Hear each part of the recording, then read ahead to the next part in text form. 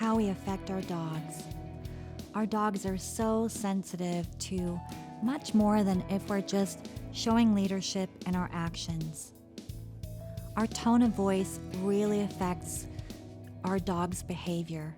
If you're frustrated about something or upset or angry, our tone of voice is completely different. And because the canine leader is always calm, assertive, confident, and grounded, a lot of dogs, especially if they're very sensitive to humans and the emotions that they have, which most dogs are, but some dogs are more sensitive than others, just like people, right?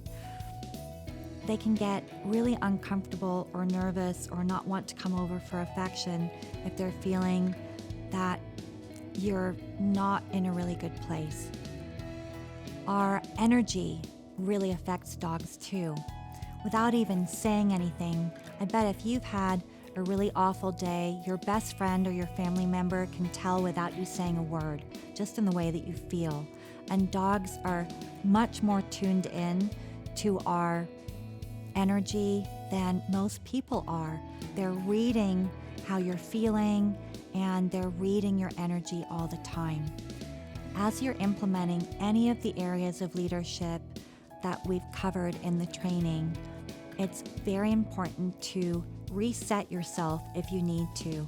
If you feel yourself getting frustrated because you're not getting it right or your dog is taking longer to learn something, you're not sure if you're doing something wrong, review the material again and give yourself a little break so that you can get grounded and settled in yourself again.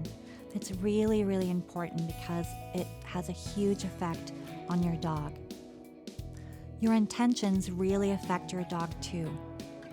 Let's say you have an adopted dog and they have some behavioral issues, and in your mind you're a little bit on the fence about keeping them. If you're thinking, oh my gosh, if this doesn't get resolved in the next month, like I'm going to need to take this dog back to the rescue organization. I just can't keep them. This is so difficult for me. Your dog can feel that. I've worked with some clients who are in this exact position, feeling a little bit on the fence. And once we had a conversation and got to the bottom of why they were feeling like this, it was usually because they felt like they weren't confident in following through with everything and they weren't seeing the same results maybe as another family member.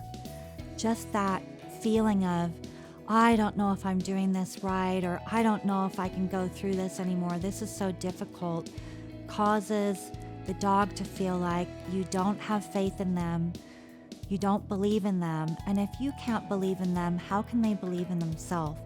We need to set a good example, just like parents do for children, hopefully, right? Of you don't need to worry about anything. I'm here for you. You're not going anywhere.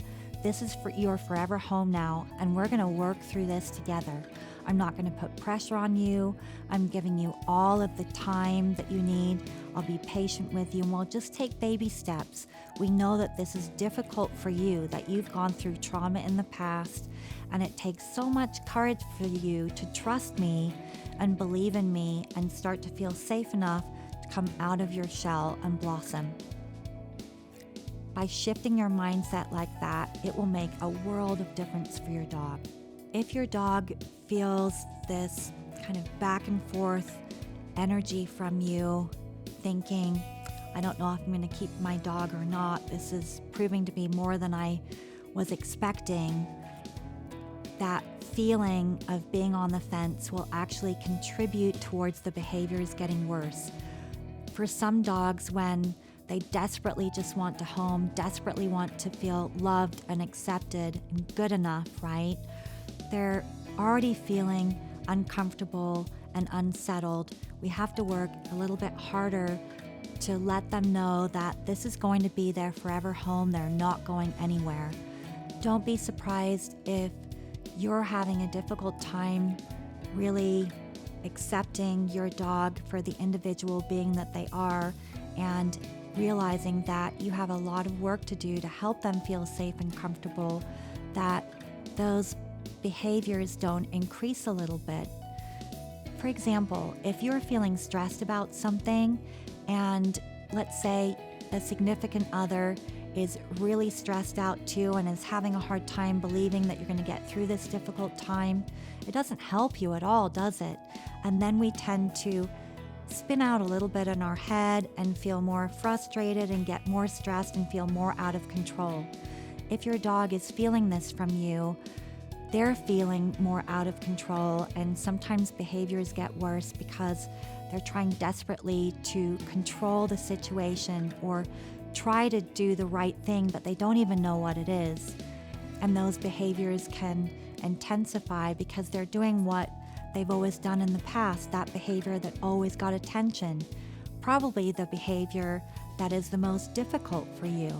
So it's really important to just think of them like the wounded child that has gone through some difficult emotional things, and really come from a place of compassion with them as they're realizing that they are going to be seen for the first time maybe as an individual being, and instead of feeling judged that they're a bad dog or they're a difficult dog, you realize that they're just a very, very sensitive dog, and they need someone to understand how sensitive they are. They're sensitive maybe to the emotions in the home, maybe they're sensitive to tone of voice, they could be really sensitive to any changes in the home. Maybe you move some furniture and now all of a sudden your dog doesn't feel comfortable coming into the living room, right? There are so many ways that our dogs show us that they're feeling insecure and unstable, and it's our job to let them know that they don't need to worry about any of that. Dogs can also feel our expectations of them. Let's say you have a couple dogs in the home and one dog's just calm and easygoing, and the other dog is barking at everything. They're trying to barrel through the door and they almost knock you over. Out on a walk, one dog is just really calm, and the other one, you feel like your socket's almost being pulled out of your arm because they're pulling so hard. And you've labeled that dog as the difficult dog. Whatever label you've placed on your dog, know that just like children, your dog will live up to it. So remove that label from them and think, okay, how do I want to see my dog, right? I have a smart dog. I have a dog who's trying really hard. And remember that you need to believe in them. If you don't believe in them, they're not getting any confidence from you, and they can sense that you don't have confidence that they can even get through this difficult time. So if you don't believe in them, how can they believe in themselves? If you're recognizing that you have put labels on your dog that aren't supporting the behavior, just imagine removing that label and throwing it away and replacing it with a label that supports your dog and honors them and supports them feeling safe and comfortable. Replace it with smart dog. Replace it with I believe in you. Replace it with calm dog, relaxed dog, however you want them to feel.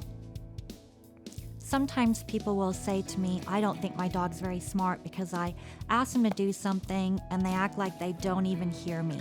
That dog is actually very smart. They're just choosing what they respond to, and if they don't believe in your leadership, if they don't feel like it, they're not going to do it. Dogs that have gone through trauma in the past are not questioning your leadership in this way, right? Remember, you need to earn it. They're desperately looking for someone to show them that they don't have to carry the world on their shoulders. They're looking for that comfort in your leadership. If you're going through a difficult time in your life and you notice that your dog's behavior has changed, maybe you completely resolved separation anxiety and you're having challenges in the family, or you're really stressed out at work, and that separation anxiety, you can see it's kind of starting up again. Your dog is starting to follow you to the door. Don't worry about it. The best thing to do is practice self-care and just get through and process everything that you need to deal with. Take care of yourself and know that as you feel more comfortable and relaxed and things settle back down again, separation anxiety will naturally diminish.